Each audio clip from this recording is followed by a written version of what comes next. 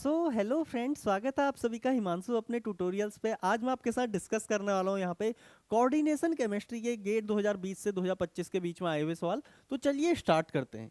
ये रहा भाई आपका स्क्रीन पे पहला सवाल। ये गेट 2020 का है और इसमें आपसे बोल रहा था maximum number of microstate for D2 electronic configuration is. अब देखिए कभी भी आपसे माइक्रोस्टेट पूछता है तो आपको देखिए ऑर्बिटल क्या दिया है यहाँ पे डी। इसमें मैक्सिमम इलेक्ट्रॉन कितने फील हो सकते हैं। देखिए डी में कितने, जो डी आपकी ऑर्बिटल मतलब डी जो होता है उसमें कितने ऑर्बिटल होते हैं आपके 5 ऑर्बिटल्स होते हैं। तो यहाँ पे आपके कितने होंगे 5 ऑर्बिटल और हर ऑर्बिटल में 2 इलेक्ट्रॉन, मतलब मैक्सिमम इलेक्ट्रॉन आप कितने फिल कर सकते हो यहाँ पे 10 कर सकते हो। और किए कितने हैं इसने यहाँ पे 2 फिल किए हैं। तो यहाँ पे एक फॉर्मूला होता है NCR, ठीक है, ये आपका कॉम्बिनेशन का फॉर्मूला है। यहाँ पे ये जो NCR है यही आपको क्या बताता है मैक्सिमम नंबर ऑफ यहाँ पे पॉसिबल माइक्रोस्टेट यहाँ पे बताता है। इसमें n होता है यहाँ पे maximum number of electron that can be filled in these orbital, और उसके अलावा यहाँ पे r होता है कि यहाँ पे कितने इलेक्ट्रॉन ऑलरेडी यहाँ पे फिल्ड हैं। तो यहाँ पे 10C2 इसका आंसर हो जाएगा। अब देखिए भाई 10C2 का सीधा सा मतलब होता है यहाँ पे ऊपर आपको क्या करना है यहाँ पे 10 इंटू 9, ठीक है, और डिवाइड में आपको क्या कर देना है 2 कर देना। वैसे तो इसका जो ओवरऑल फॉर्मूला होता है वो कुछ इस तरीके से फैक्टोरियल 10/2 का फैक्टोरियल डिवाइड बाई 10-2 का फैक्टोरियल, इस तरीके से होता है। लेकिन अगर आप इसे शॉर्टकट में देखते हो तो जितने टर्म नीचे लिखे होते हैं ऊपर से आपको बैकवर्ड में उतने इंटू करने हैं और नीचे आपको टोटल इंटू 1 तक जाना है यहाँ पे इस तरीके से, ठीक है। तो ये डायरेक्ट ट्रिक होती है। यहाँ पे हो गया आपका कितना 5 और ये हो गया आपका 9×5 = 45। तो टोटल नंबर ऑफ माइक्रोस्टेट यहाँ पे 45 आपकी पॉसिबल होती है। ये तो यहाँ पे सारे बच्चों को पता होगा। अब मैं बढ़ रहा हूँ यहाँ पे अगले सवाल की ओर को। ये रहा भाई आपका अगला सवाल। इसमें आपसे बोल रहा था correct statement regarding substitution reaction of coordinated ligand in NiCO4 and cobalt NoCO3 का होल थ्राइस इज। अब देखिए कुल मिला के यहाँ पे आपसे बोल रहा है कि देखो कोबाल्ट NO क्या है बॉन्ड यहाँ पे नियरली लीनियर है, ठीक है, और एक ही हिंट है यहाँ पे आपको दे रखा है। उसके अलावा यहाँ पे इनकी मैकेनिज्म पूछ लिया, एसोसिएटिव होगी या डिसोसिएटिव होगी। अब ध्यान से सुनिएगा, मैं आपको बहुत क्लियर टर्म्स में बताता हूँ। जो जर्नली टेट्राहेड्रल कॉम्प्लेक्सेस होते हैं ना, देखिए जैसे कोई भी आपका टेट्राहेड्रल कॉम्प्लेक्स है इस तरीके से, सपोज करो ये रहा आपका, ठीक है, तो ये जर्नली क्या करते हैं भाई अपना यहाँ पे सबसे पहले यहाँ पे एक लिगेंड को यहाँ पे क्या करते हैं लूज करते हैं और यहाँ पे इस तरीके से एक कोऑर्डिनेटिव साइट यहाँ पे जनरेट करते हैं। उसके बाद क्या करता है लिगेंड, यहाँ पे जो दूसरा लिगेंड है वो आता है, वो इसमें अटैक करता है। तो इसे बोला जाता है डिसोसिएटिव मैकेनिज्म, ठीक है। और जो स्क्वायर प्लेनर कॉम्प्लेक्सेस होते हैं वो आपका क्या करते हैं यहाँ पे एसोसिएटिव मैकेनिज्म फॉलो करते हैं। लेकिन टेट्राहेड्रल में कुछ एक लिगेंड ऐसे होते हैं, ध्यान से देखिएगा। अब मैं इन दोनों की यहाँ पे खास बात करता हूँ। देखिए एक केस है यहाँ पे आपका NiCO, CO, CO और CO। इस केस में यहाँ पे अगर आप देखोगे ना, ये CO सबसे पहले यहाँ पे डिकम्पो मतलब डिसोसिएट होगा और यहाँ पे आपका इस तरीके से ट्राइवेलेंट इंटरमीडिएट फॉर्म होगा और उसके बाद यहाँ पे जो भी लिगेंड है वो आके इस पे अटैक करेगा। तो NiCO4 आपका क्या करता है डिसोसिएटिव पाथवे को फॉलो करता है। इसके बाद कोबाल्ट, देखिए कोबाल्ट में क्या है यहाँ पे CO, CO, CO और यहाँ पे देखिए NO आपको लीनियर दिया है जनाब। लीनियर NO का मतलब क्या होता है कि यहाँ पे इसका इलेक्ट्रॉन काउंट क्या है आपका 3 है, ठीक है। तो 3 है तो सबसे इस तरीके के केसेस में यहाँ पे आपका हेप्टिसिटी डिक्रीज हो सकती है। कई बार आपका क्या होता है यहाँ पे सीपी रिंग भी होती है ना, सीपी रिंग, तो सीपी रिंग भी अपनी हेप्टिसिटी 5 से 3 या 3 से 2 कर सकती है। तो वहां पे भी इस तरीके का मैकेनिज्म देखा जाता है जो मैं आपके साथ डिस्कस कर रहा हूँ। इन केसेस में सबसे पहले क्या होता है लिगेंड आके क्या करता है ना यहाँ पे अटैक करता है। ऐसा होता क्यों है, क्योंकि ये अपना यहाँ पे लीनियर मोड से क्या कहाँ पे आता है एंगुलर मोड में आता है। और जैसे ही एंगुलर मोड में यहाँ पे जाएगा इस तरीके से, तो यहाँ पे इसकी अब हेप्टिसिटी मतलब इलेक्ट्रॉन काउंट क्या हो जाएगा 1 हो जाएगा। तो यहाँ पे आपका एक वेकेंट साइट जनरेट हो जाएगा। और अब जब ऑलरेडी वेकेंट साइट है तो आप डिसोसिएट होने की जरूरत नहीं है। ये जो लिगेंड है इसमें आके अपना इलेक्ट्रॉन डेंसिटी दे देता है और यहाँ पे आपका कुछ इस तरीके का ये कंपाउंड बन जाएगा CO और यहाँ पे आपका ये नया लिगेंड जो बाहर से आया है वो यहाँ पे आ गया। इसके बाद ये वापस से क्या करता है यहाँ पे देखो, इसके बाद वापस से अपनी जो इलेक्ट्रॉन काउंट है यहाँ पे देखिए 3 था, 3 से 1 में आया, मतलब लीनियर से बेंट में आया और बेंड से अब वापस क्या करेगा, लीनियर में जाएगा तो यहाँ पे से आइदर यहाँ पे से 2 इलेक्ट्रॉन देके इसको यहाँ से निकलना पड़ेगा, तो उस केस में वापस से आपका कुछ इस तरीके, ये इस तरीके का कंपाउंड बन जाएगा, मतलब कुल मिला के पाथ क्या हो गया, रिवर्सिबल हो गया। या एक दूसरी पॉसिबिलिटी यह है कि यहाँ पे से ये निकले, तो उस केस में यहाँ पे आपका सब्स्टिट्यूशन हो जाएगा CO NO COL। तो ये जो पाथवे है आपका, यहां पे आप देखिए कोऑर्डिनेशन नंबर ऑफ इंटरमीडिएट आपका डिक्रीज नहीं हुआ, इंक्रीज हुआ, इसलिए इस पाथवे को बोला जाता है एसोसिएटिव पाथवे। ये आपका कहां पे देखा जाता है, जनरली स्क्वायर प्लेनर कॉम्प्लेक्सेस में सभी में, ठीक है। उसके अलावा टेट्राहेड्रल में जनरली डिसोसिएटिव होता है, लेकिन अगर कहीं पे हेप्टिसिटी डिक्रीज का केस आ जाए तो वहां पे आपका क्या होता है, एसोसिएटिव होता है। ये NO में आपको देखने को मिलेगा, जहां पे 3 से आप 1 आ सकते हो। CP रिंग में देखने को मिलेगा, जहां पे आप 5 से 3 आ सकते हो, 3 से 1 आ सकते हो। और इस तरीके के बाकी केसेस में जहां पे हेप्टिसिटी मैक्सिमम हेप्टिसिटी पे हो और उसके नीचे की हेप्टिसिटी एग्जिस्ट करती है, वहां पे भी इस तरीके का पाथवे देखा जाता है। आई होप आपको ये क्वेश्चन समझ में आया होगा। तो इसका राइट आंसर क्या हो जाएगा, NiCO4 आपका क्या हो गया यहाँ पे, फॉलो डिसोसिएटिव। ये तो आपका डिसोसिएटिव होना चाहिए, ये गलत हो गया आपका। NiCO4 फॉलो डिसोसिएटिव और NiCO4 फॉलो एसोसिएटिव। तो option B is the right answer. उसके बाद बोथ वाले तो दोनों अलग अलग हैं, तो ये भी आपका यहां से गलत हो गया। Now moving to next question. ये रहा भाई आपका अगला सवाल। अगेन ये बहुत इंटरेस्टिंग क्वेश्चन है, ठीक है। जनरली अगर कोई ना स्पेक्ट्रा अच्छे से पढ़ के जाता नहीं कोऑर्डिनेशन वाला, तो उनके लिए दिक्कत होती है। हम ऑर्गल डायग्राम पढ़ लेते हैं, ठीक है, लेकिन स्पेक्ट्रा कभी देख के नहीं आते हैं। ऑर्गल डायग्राम तो बताता है ना कि कौन कौन सी ट्रांजिशन हो सकती है, लेकिन एक्चुअल स्पेक्ट्रा कैसे दिखता है ये हमें पता होना चाहिए। तो यहाँ पे देखिए किसकी बात कर रहा है, निकिल का NH3 कॉम्प्लेक्स, और इसी की तरह एक क्रोमियम का कॉम्प्लेक्स भी होता है। मैं दोनों आपको यहाँ पे एक्सप्लेन करता हूँ। देखिए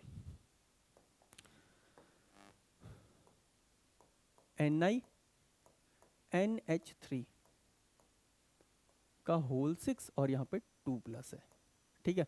और दूसरा इसी का भाई यहाँ पे होता है क्रोमियम, यहाँ पे NH3 का होल 6, यहाँ पे आपका 3+ है, यस, ठीक है। अब ध्यान से देखो भाई, इसका यहाँ पे जब आप भरने जाओगे यहाँ पे कॉन्फ़िगरेशन, तो T2G में कितने आ जाएंगे, यहाँ पे 6 इलेक्ट्रॉन आ जाएंगे, और EG में यहाँ पे आपके 2 इलेक्ट्रॉन आ जाएंगे, कुछ इस तरीके से, ठीक है। और यहाँ पे जब आप देखोगे ये ऑलरेडी D3 है, D3 में तो आपका T2G 3 ही रहेगा। अब कमाल की बात क्या है ना, 2 के 2 सिस्टम, ये जो है ये भी आपका 2 होल मैकेनिज्म को फॉलो करता है, और ये भी आपका 2 होल मैकेनिज्म को फॉलो करता है, ठीक है। अब ध्यान से देखिएगा, जब आप यहां पे देखोगे आपका टर्म क्या निकल के आएगा, यहां पे देखो, यहाँ पे 2 अनपेयर्ड इलेक्ट्रॉन है, तो यहाँ पे आपका जो D आएगा वो आएगा 3D, ठीक है। और यहाँ पे देखिए 3 अनपेयर्ड इलेक्ट्रॉन है, तो यहाँ पे आपका जो टर्म आएगा वो क्या आएगा, 4D, ठीक है। अब आपको पता है भाई D वाली जो टर्म होती है फर्दर यहाँ पे से कितनी कितनी आपकी, सॉरी ये आपका, हाँ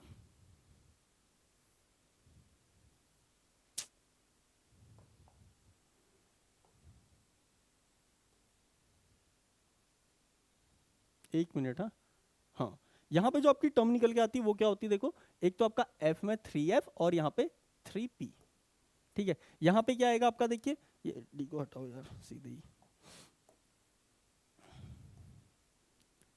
4F और यहाँ पे एक क्या आ जाएगी, 4P आ जाएगी, ठीक है, इस तरीके से। अब आपको ये चीज पता होनी चाहिए, जो F टर्म होती है वो किस में स्प्लिट होती है, यहाँ पे वो आपका यहाँ पे सबसे पहले A2G आता है, सॉरी सबसे पहले यहाँ पे T1G आता है, देन आपका यहाँ पे T2G आता है, और देन ऊपर आपका A2G आता है। और यहाँ पे क्या आ गया आपका, इस तरीके से ये वाला, ये जो P है इसके करस्पॉन्डिंग यहाँ पे T1G P आ जाता है, ठीक है। लेकिन ये केस कब होता है आपका, जब 2 इलेक्ट्रॉन वाला केस हो। जब भी 2 होल का केस होगा ना, तो ये जो ये वाला टर्म है ये यहाँ पे क्या हो जाएगा, पलट जाएगा। पलट जाएगा तो यहाँ पे जो सबसे ऊपर की टर्म है ये यहाँ पे आप क्या लिख दोगे, सबसे नीचे लिख दोगे, तो ये आपका A2G हो गया। फिर यहाँ पे ये बीच का तो बीच में ही रहेगा, T2G यहाँ पे आ गया, और उसके अलावा जो T1G है F का है ना, F का ये कहाँ चला जाएगा, यहाँ पे चला जाएगा T1G F, T1G F। अब कमाल की बात क्या है ना, यहाँ पे देखिए इनकी मल्टीप्लिसिटी 3 है, तो ये 3 F से जब जनरेट हुए तो इनकी मल्टीप्लिसिटी भी क्या रहेगी, 3 3 एंड 3 रहेगी, ठीक है, ये 3p से जनरेट हुआ है, ये लीजिए। तो ये सब 3 3 3 ऐसे आप इन्हें लिखोगे यहाँ पे।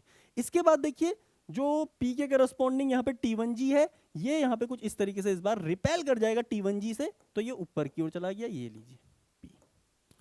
तो कुछ इस तरीके का यहाँ पे डायग्राम दिखेगा। और सेम चीज जब आप यहाँ पे देखोगे तो इस केस में भी 2 होल है, बस यहाँ पे 4a2g, यहाँ पे 4t2g, और यहाँ पे 4t1g, और यहाँ पे आपका 4t1g p आ जाएगा, ये आपका f आ जाएगा इस तरीके से।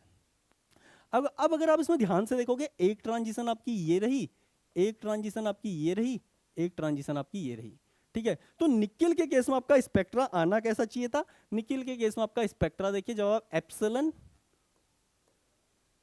वर्सेस लैम्डा यहाँ पे प्लॉट करोगे तो स्पेक्ट्रा आपका कुल मिला के 3 पीक्स का कुछ इस तरीके से आना चाहिए था, ठीक है। ये हमारी एक्सपेक्टेशन थी। और सेम चीज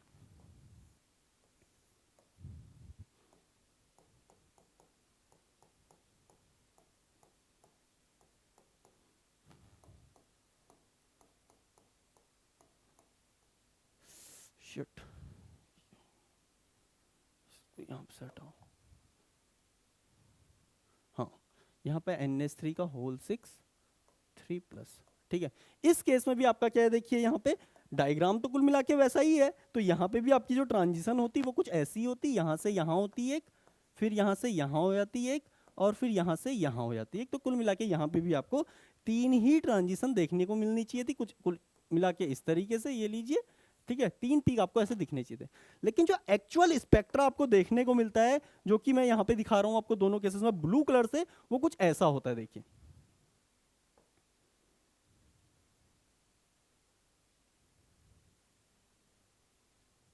यहाँ पे एक छोटा सा शोल्डर और उसके बाद ये रहा, ठीक है। और इस केस में भी जो आपका आता है वो भी कुछ इस तरीके से आता है, और साइड में एक छोटा सा यहाँ पे कुछ इस तरीके से।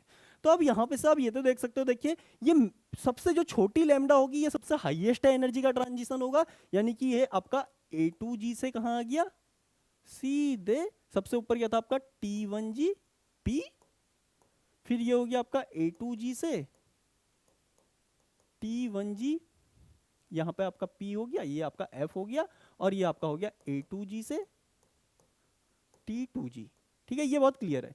ये जो यहाँ पे सोल्डरिंग सी आपको दिखती है, ये किसकी वजह से आती है, यहाँ पे ध्यान से सुनिएगा, ये आपका A2G से EG की ट्रांजिशन होती है। अब देखो यहाँ पे आपका क्या है, ये आपका 4 था, सॉरी इस केस में, निकिल के केस में यहाँ पे 3R थी मल्टीप्लिसिटी 3, ये आपका 3 3 3 3, ये एक फॉरबिडन ट्रांजिशन होती है, क्योंकि ये 3 से 1 जा रही होती है। यहाँ पे आपका डेल्टा एस क्या होता है, नॉट इक्वल टू 0 होता है, डेल्टा एस क्या होता है यहाँ पे 1 होता है इस केस में, इसलिए ये ट्रांजिशन आपकी वैसे क्या बोलते हैं, फॉरबिडन होती है इलेक्ट्रॉनिक स्पेक्ट्रा के सिलेक्शन रूल के हिसाब से। और इस केस में भी अगर आप देखोगे ना, यहाँ पे भी आपका क्या होगा, A2G से सबसे ऊपर की ट्रांजिशन क्या थी, T1G P। एक बार मैं देख लेता हूँ कि मैं सही बोल रहा हूँ या नहीं बोल रहा हूँ। यस, T1G P, ठीक है, सबसे हाई एनर्जी की ट्रांजिशन यही है। इसके बाद आपका यहाँ पे क्या आ जाएगा, A2G से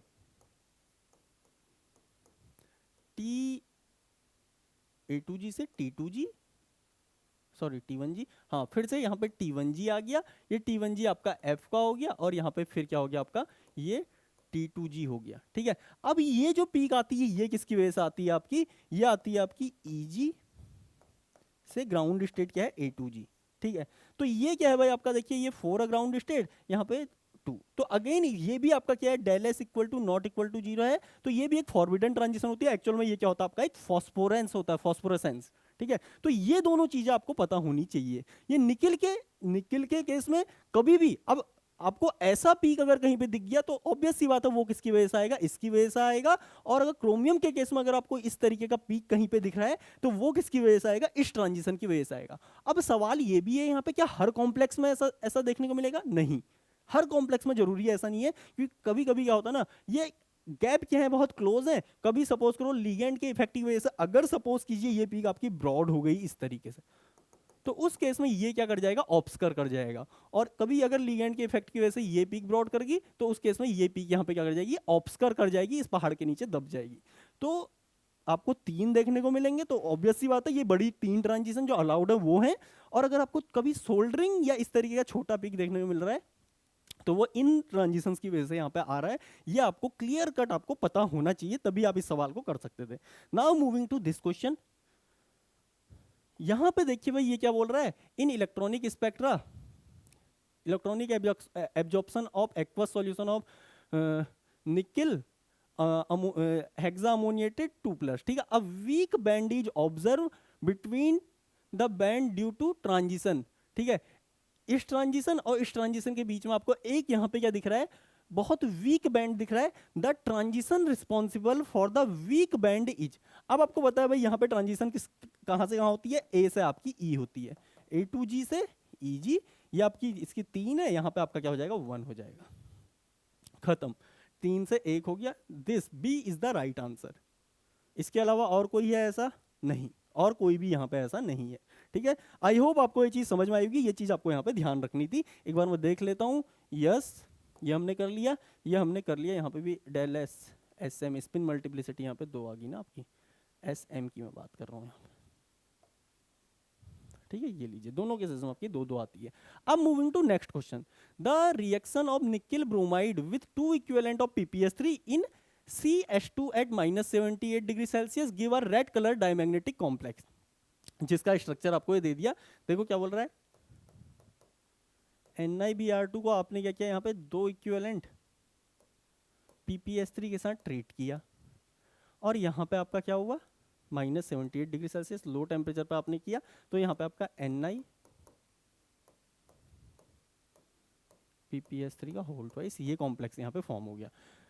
अब ये बोल रहा है the transformation to green colour paramagnetic complex with the same molecular formula at 25 degree Celsius. तो ये इनिशियली क्या था आपका -78 डिग्री सेल्सियस पे था, आपने जब इसे हीट किया 25 डिग्री सेल्सियस तक, तो कंपाउंड यहाँ पे क्या देखो मॉलिक्यूलर फॉर्मूला सेम है। आपसे क्या बोल रहा है यहाँ पे, द इनिशियली क्या था, ये रेड कलर कॉम्प्लेक्स था, ये क्या था आपका रेड कलर का था, लेकिन ये क्या बोल रहा है ट्रांसफॉर्मेशन हुआ यहाँ पे किसमें, ग्रीन कलर के कॉम्प्लेक्स में। ये यहाँ पे जो कंपाउंड बना ग्रीन कलर, इसका जो कलर होने लगा यहाँ पे ग्रीन कलर का आने लगा। इसके बाद बोल रहा है यहाँ पे same molecular the geometry and number of unpaired electron in the green colour complex respectively is are, ठीक है। तो एक तो आपको यहाँ पे क्या बताना है, नंबर ऑफ अनपेयर्ड इलेक्ट्रॉन बताने हैं इसमें, इस कॉम्प्लेक्स में, और उसके बाद यहाँ पे आपको बताना है यहाँ पे नंबर ऑफ अनपेयर्ड इलेक्ट्रॉन, और उसके अलावा इसकी ज्योमेट्री, तो ज्योमेट्री और नंबर ऑफ अनपेयर्ड इलेक्ट्रॉन। ये कॉम्प्लेक्स थोड़ा इंपॉर्टेंट है, क्योंकि ध्यान से देखिए जो आपका एक कंपाउंड जनरेट हुआ है ना, इसमें आपके 2 वीक फील्ड लिगेंड भी है, bromine are weak field with respect to, जब आपका कोऑर्डिनेशन नंबर 4 होता है और वहां पे ब्रोमीन जो 3D मेटल आयन हो +2 ऑक्सीडेशन स्टेट में हो ना, तो वहां पे ब्रोमीन वीक फील्ड लिगेंड होता है और PPS3 आपका स्ट्रॉन्ग फील्ड लिगेंड होता है। तो 2 वीक हैं 2 स्ट्रॉन्ग है। इस केस में यहाँ पे एक बहुत कमाल की चीज होती है, लो टेम्परेचर पे ये टेम्परेचर है, तो जब टेम्परेचर लो होगा तो वहां पे ये लो स्पिन, या आप क्या बोल सकते हो लो स्पिन,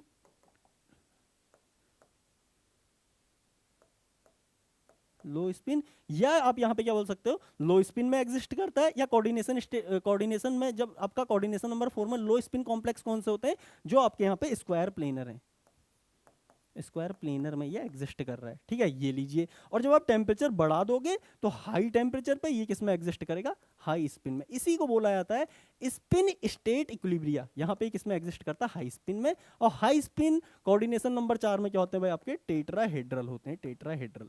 तो कुल मिला के हाई टेम्परेचर की बात कर रहे हैं, तो हमें यहाँ पे टेट्राहेड्रल ज्योमेट्री लेके चलनी है। और यहाँ पे देखिए निकिल क्या है भाई +2 में है, तो यहाँ पे क्या हो जाएगा, इसके सारे के सारे इलेक्ट्रॉन पेयर्ड हो जाएंगे इस तरीके से, ठीक है। और यहाँ पे DsP2 इसका हाइब्रिडाइजेशन हो जाएगा, ठीक है। स्क्वायर प्लेनर कॉम्प्लेक्स हो गया -78 पे। जब 25 डिग्री सेल्सियस पे देखोगे तो यहाँ पे टेट्रा है, तो आप क्या बोलोगे, यहाँ पे आपका ग्राउंड स्टेट में हो गया EgE4, और यहाँ पे T क्या हो गया आपका, यहाँ पे TB4 हो गया, ठीक है। टोटल 4 इलेक्ट्रॉन तो इस तरीके से भर जाएगा। तो यहाँ पे आपके अनपेयर्ड इलेक्ट्रॉन कितने निकल आएंगे, 2 अनपेयर्ड इलेक्ट्रॉन यहाँ पे आपके निकल आएंगे। तो इसका राइट आंसर क्या हो जाएगा, यहाँ पे टेट्राहेड्रल ज्योमेट्री है, बिल्कुल सही है। अनपेयर्ड इलेक्ट्रॉन यहाँ पे 2 हैं, B is the right answer. This phenomena is known as spin state equilibrium. कभी भी इस तरीके के कॉम्प्लेक्स में जो ये क्या है आपका कोई भी मेटल आयन है उस पे दो वीक फील्ड यहाँ पे लिगेंड लग जाए और दो स्ट्रॉन्ग फील्ड लिगेंड लग जाए, तो लो टेम्परेचर पे वो लो स्पिन में एग्जिस्ट करेगा, हाई टेम्परेचर पे वो हाई स्पिन में एग्जिस्ट करेगा। इस फिनोमिना को बोला जाता है स्पिन स्टेट इक्विलिब्रियम। ठीक है, ये हम कभी कभी तो ऐसे शार्प चेंज आता है यहाँ पे, और कभी कभी ऐसे ग्रेजुअल चेंज भी यहाँ पे देखने को मिलता है। तो वो बात की चीजें इस क्वेश्चन के रिस्पेक्ट से यहाँ पे हमें बस इतना समझना आता है, हाई स्पिन वाला क्या है आपका टेट्राहेड्रल है। टेट्राहेड्रल है तो ज्योमेट्री वाला पार्ट हमारा सॉल्व हो गया। फिर टेट्राहेड्रल में हमने यहाँ पे जब भरा इसे क्रिस्टल फील्ड के हिसाब से, तो यहाँ पे आपके दो अनपेयर्ड इलेक्ट्रॉन निकल के आ गए कहाँ, टी ऑर्बिटल्स में। टी सेट ऑफ ऑर्बिटल जो है उनमें आपके क्या आ गए यहाँ पे, दो अनपेयर्ड इलेक्ट्रॉन यहाँ पे निकल के आ गया। आई होप आपको ये चीज समझ में आई होगी। मूविंग टू नेक्स्ट क्वेश्चन, ये आपका क्या है, गेट 2021 का सवाल है। इसमें आपसे बोल रहा है rate of substitution reaction, rate of substitution reaction of this complex with OH minus ion give this. तो कुल मिला के यहाँ पे बात हो रही है कोबाल्ट, यहाँ पे Cl3 माइनस, इसको ट्रीट किया आपने OH माइनस के साथ, यानी कि बेसिक मीडिया लिया है, और यहाँ पे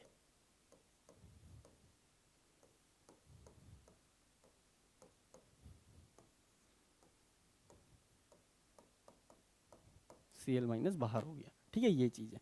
अब अगर आप ध्यान से देखोगे, इसने बेसिक मीडिया तो ले लिया, बेसिक मीडिया में आपकी मैकेनिज्म कौन सी होती है, E1 CB होती है, और E1 CB में आपका रेट क्या होता है, सेकंड ऑर्डर होता है, first order with respect to this और first order with respect to base.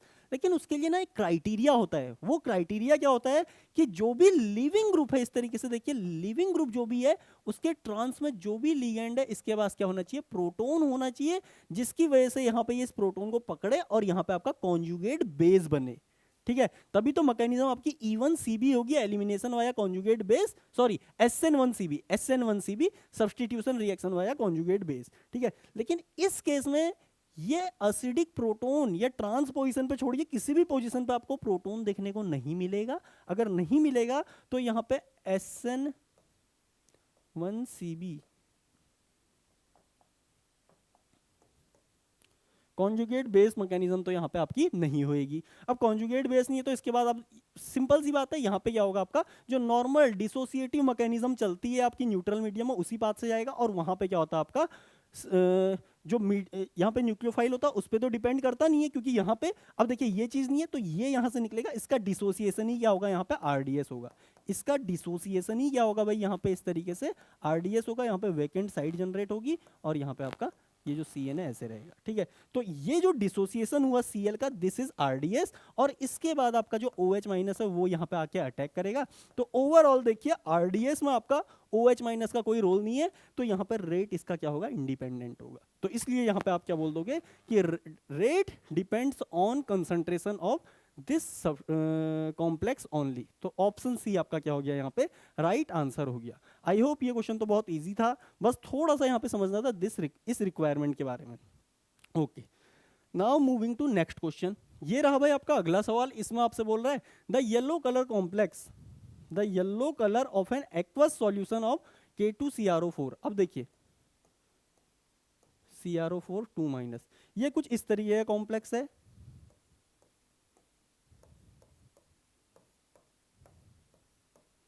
ठीक है, इसमें क्रोमियम की ऑक्सीडेशन स्टेट क्या होती है, +6 होती है। ठीक है, अब देखिए ये क्या बोल रहा है, इसको आपने ट्रीट किया किसके साथ, फ्यू ड्रॉप ऑफ HCl के साथ। जब आप HCl के साथ ट्रीट करते हो तो यहाँ पे क्या हो जाती है, इसकी डाइमराइजेशन हो जाती है, ये क्रोमेट से डाइक्रोमेट में यहाँ पे चेंज हो जाता है इस तरीके से। देखिए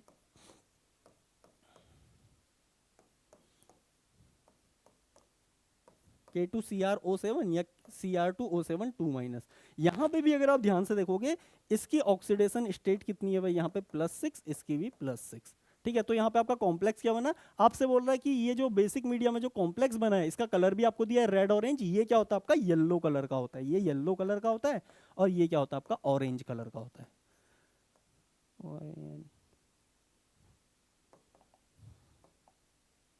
ORANG, ऑरेंज कलर का होता है। तो आपसे क्या बोल रहा है यहाँ पे, the oxidation state of its central element and the origin of its colour respectively. अब देखिए यहाँ पे भी जो कलर होता है वो LMCT की वजह से होता है, ligand to metal charge transfer, क्योंकि देखिए मेटल के पास तो कोई इलेक्ट्रॉन डेंसिटी यहाँ पे है नहीं।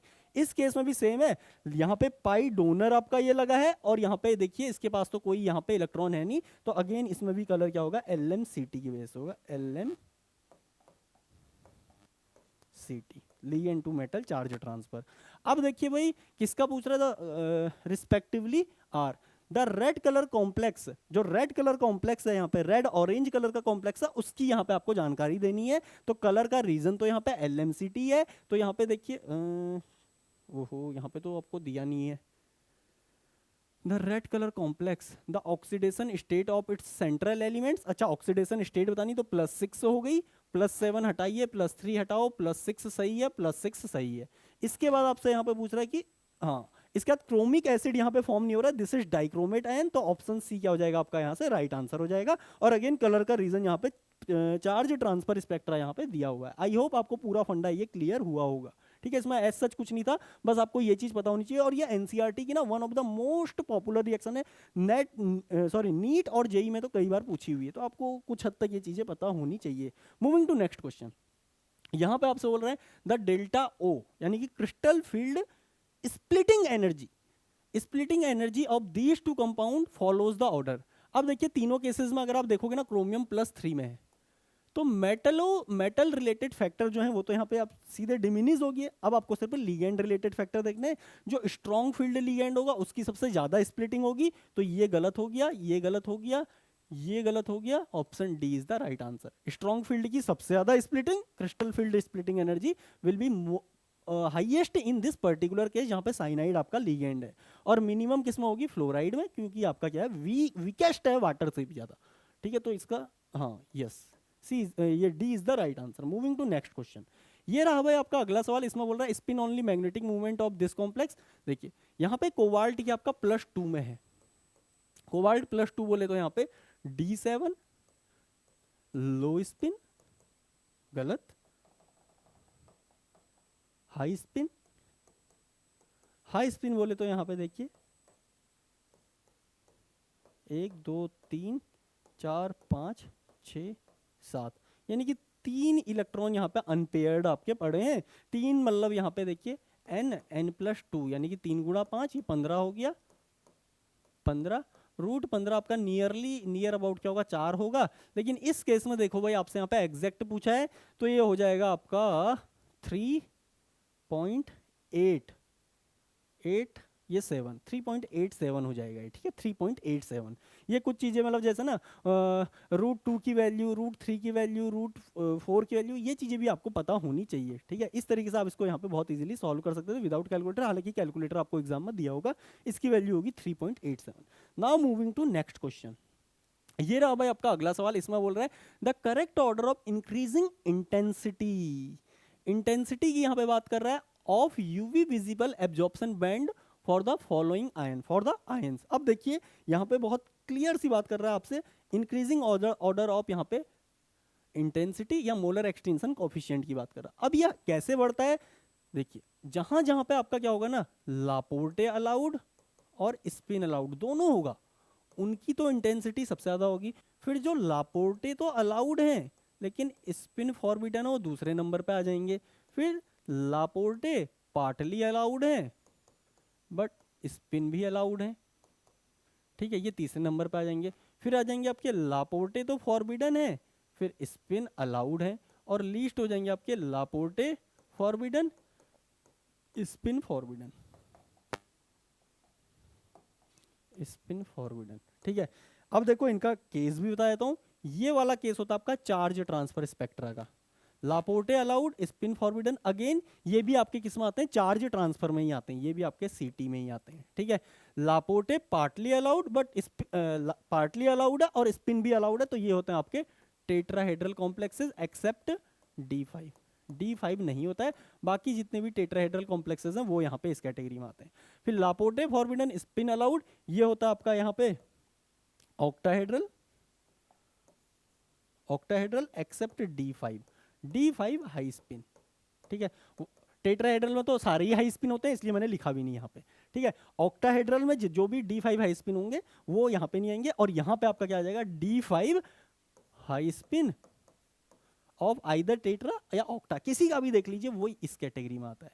अब ध्यान से देखो भाई, अगर आप इसमें ध्यान से देखोगे, manganese D5 high spin octahedral least intensity होगी, क्योंकि यहाँ पे ये क्या है, लापोटे भी फॉरबिडन है और स्पिन भी फॉरबिडन है, तो सबसे कम यहाँ पे एक ही केस में इसे दिया हुआ है, ये ऑप्शन सी क्या हो जाएगा, यहाँ से आपका राइट हो जाएगा। और इनमें अगर आपको देखना हो ना, देखिए चार्ज ट्रांसफर स्पेक्ट्रा का केस है तो मैक्सिमम होना चाहिए, फिर आपका देखिए टेट्राहेड्रल कॉम्प्लेक्स है तो सेकंड नंबर पे होना चाहिए, और यहाँ पे डीडी ट्रांजिशन का केस है, यानी कि डीडी ट्रांजिशन बोले तो ये वाला केस है, तो यहाँ पे ये मैंगनीज से आगे होना चाहिए। बिल्कुल हमारा जो फंडा था वो यहाँ पे फिट बैठ रहा है, that's why C is the right answer. Moving to next question, ये रहा भाई आपका अगला सवाल, ये वन ऑफ द मोस्ट जो टफेस्ट या कंसेप्चुअल क्वेश्चन है वो यहाँ पे पूछा हुआ है।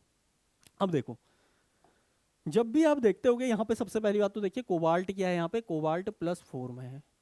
अब कोबाल्ट अगर +4 में, तो इसका आप समझ सकते हो, यहाँ पे कोबाल्ट अगर +4 में, तो यहाँ पे देखिए कोबाल्ट का होता क्या है, H2D7, 4 निकाल दो तो ये हो गया आपका D5, ठीक है।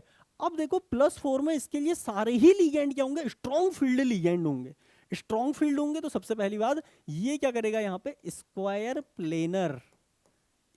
प्लेनर ज्योमेट्री की ओर जाना चाहेगा, क्योंकि स्क्वायर प्लेनर यहाँ पे अगर ये स्ट्रॉन्ग फील्ड लिगेंड है तो थर्मोडायनेमिक स्टेबिलिटी गेन करने की कोशिश करेंगे, तो इसलिए यहाँ पे आप क्या बोलोगे कि ये स्क्वायर प्लेनर ज्योमेट्री को यहाँ पे फॉलो करने जाएगा, ठीक है। अब ध्यान से देखो, स्क्वायर प्लेनर में होता क्या है ना, मेटल में ये चारों लिगेंड जो आएंगे, ये बड़े बड़े लिगेंड, ये क्या होंगे, एक दूसरे के रिस्पेक्ट में यहाँ पे 90 डिग्री के यहाँ पे होंगे, 90 डिग्री में, ठीक है। और अगर यहीं पे अगर आप इसे टेट्राहेड्रल में देखते तो ये क्या है, यहाँ पे 109 के केस में, ठीक है।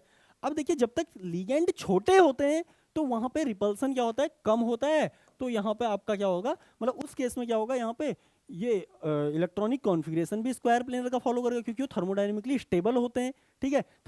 आपने सुना होगा ना जो delta crystal field splitting energy होती है फॉर स्क्वायर प्लेनर कॉम्प्लेक्सेस, या स्क्वायर प्लेनर की जो क्रिस्टल फील्ड स्प्लिटिंग एनर्जी होती है वो क्या होती है, हाईएस्ट होती है, तो इसीलिए वो क्या होते हैं, थर्मोडायनेमिकली मोस्ट स्टेबल होते हैं। लेकिन इस केस में अगर आप ध्यान से देखोगे, ये थर्मोडायनेमिसिटी तो गेन करना चाहेगा, इसलिए इलेक्ट्रॉनिकली ये किसको फेवर करेगा, स्क्वायर प्लेनर को, लेकिन ज्योमेट्रिकली यहाँ पे इतना रिपल्सन होगा तो ये अपने आप को खुद को मोल्ड कर लेगा इनटू टेट्राहेड्रल, ठीक है। ये थर्मोडायनेमिकली होते हैं और ये यहाँ पे क्या होते हैं, स्टेरिकली स्टेबिलाइज होते हैं, थर्मोडायनेमिकली स्टेबिलाइज, ये स्टेरिकली स्टेबिलाइज, और ये दोनों फंडे यहाँ पे साथ में आएंगे जब लिगेंड आपका बल्कि as well as strong field ligand की तरह बिहेव करेगा।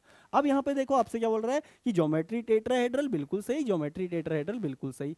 अब यहाँ पे आपसे पूछ लिया नंबर ऑफ अनपेयर्ड इलेक्ट्रॉन, ठीक है, स्क्वायर प्लेनर तो कट कर दो, हाँ। तो देखिए भाई यहाँ पे इस तरीके से पेयर कर जाएंगे ये, ठीक है। टेट्राहेड्रल तो हाई स्पिन होता तो वहां पे तो 5 के 5 अनपेयर्ड होते, लेकिन इस केस में ये इलेक्ट्रॉनिकली स्क्वायर प्लेनर है, तो इलेक्ट्रॉनिकली स्क्वायर प्लेनर तो यहाँ पे सिर्फ आपका एक अनपेयर्ड इलेक्ट्रॉन रह जाएगा, that's why option A is the right answer. I think आपको ये पूरा फंडा समझ में आएगा कि इसमें बस ये समझना था ना कि इतनी हाई ऑक्सीडेशन स्टेट में ये लिगेंड बिहेव करेंगे स्ट्रॉन्ग फील्ड लिगेंड की तरह, और कोऑर्डिनेशन नंबर 4 में स्ट्रॉन्ग फील्ड में क्या बन जाती है आपकी, स्क्वायर प्लेनर ओरिएंटेशन बन जाती है, ठीक है। तो स्क्वायर प्लेनर का जब आपने देखा यहाँ पे कुछ इस तरीके का ये इलेक्ट्रॉनिक कॉन्फ़िगरेशन आया, ठीक है, ये लीजिए, इसके बाद एक और ये, ठीक है। अब इसके बाद जब हमने देखा वही यहाँ पे 90 डिग्री का, मतलब उसकी वजह से ना रिपल्सन क्या होगा यहाँ पे बहुत ज्यादा होगा, इसलिए ये ज्योमेट्रिकली क्या हो जाएगा यहाँ पे टेट्राहेड्रल में कन्वर्ट हो जाएगा। इलेक्ट्रॉनिकली ये स्क्वायर प्लेनर है, ज्योमेट्रिकली आपका क्या है यहाँ पे टेट्राहेड्रल है। आई थिंक मैं इस क्वेश्चन को समझाने में आपको सक्षम रहा हूँ, ठीक है, वरना हम इसे डिटेल में आगे डिस्कस करेंगे जब मैं कोऑर्डिनेशन की डिटेल क्लासेस आपके लिए लेके आऊंगा। मूविंग टू नेक्स्ट क्वेश्चन भाई, ये रहा आपका अगला सवाल, अगेन सिंपल है। यहाँ पे अगर आप देखोगे आपसे यहाँ पे रेट ऑफ OSM पूछा है, ठीक है, क्योंकि देखिए कोई ब्रिजिंग लिगेंड है नहीं तीनों केसेस में, तो OSM का यहाँ पे रेट पूछ लिया है। OSM का रेट आप जानते हो भाई, फास्टेस्ट किसमें होता है, यहाँ पे pi star to pi star, जहां पे आपके क्या आते हैं इस तरीके के बाइफिनाइल वाले कॉम्प्लेक्सेस आ जाते हैं, तो इसका सीधा सा मतलब है K22 यहाँ पे क्या हो जाएगा, हाईएस्ट हो जाएगा। इसके बाद सेकंड नंबर पे क्या आता है आपका, नॉन बॉन्डिंग से नॉन बॉन्डिंग, यानी कि जब आप LFT पढ़ोगे तो वहाँ पे आपको पता लगेगा T2G से T2G, इसी को हम नॉन बॉन्डिंग से नॉन बॉन्डिंग बोलते हैं। तो ये वाला ट्रांसफर भी सेकेंड नंबर पे होता है। फिर आपका यहाँ पे सिग्मा स्टार से सिग्मा स्टार, ये कौन से हैं आपके EG से EG वाले, ठीक है। और इसके बाद आपके नॉन बॉन्डिंग से सिग्मा स्टार वाले ट्रांजिशन जो होते हैं, ये क्या होते हैं यहाँ पे स्लोएस्ट होते हैं। यानी कि ये आपका क्या हो गया T2G से जो EG में जाते हैं, EG में एक्चुअल में यहाँ पे 3 स्टेप होते हैं। सबसे पहले क्या होता है, सबसे पहले एक एक्साइटेशन होगी EG में, फिर EG से EG में जाएगा इलेक्ट्रॉन, फिर EG से डी एक्साइटेशन होगी, वापस T2G में आएगा। तो नंबर ऑफ यहाँ पे क्या होते हैं, स्टेप भी ज़्यादा होते हैं। एक ये रीजन भी आप बोल सकते हो कि यहाँ पर रेट ज़्यादा होता है। हालांकि ये प्रॉपर रीजन नहीं, प्रॉपर रीजन यहाँ पे फ्रैंक कॉन्डन प्रिंसिपल से आपको समझ में आएगा जब आप इसे डिटेल में पढ़ोगे, ठीक है। अब देखो भाई, ये तो आपका pi star to pi star वाला केस है, सिंपल सी बात है। पहले केस में अगर आप देखोगे, ये क्या है आपका, ये आपका ये रहा, देखिए D6, ये लो, ठीक है। और ये क्या है भाई, आपका D5 है,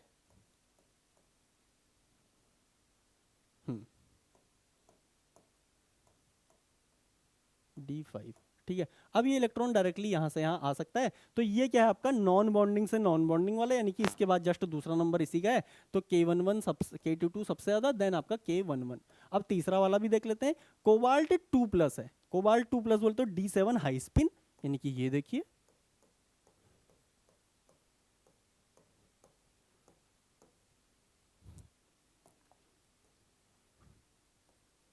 D7, ये लीजिए।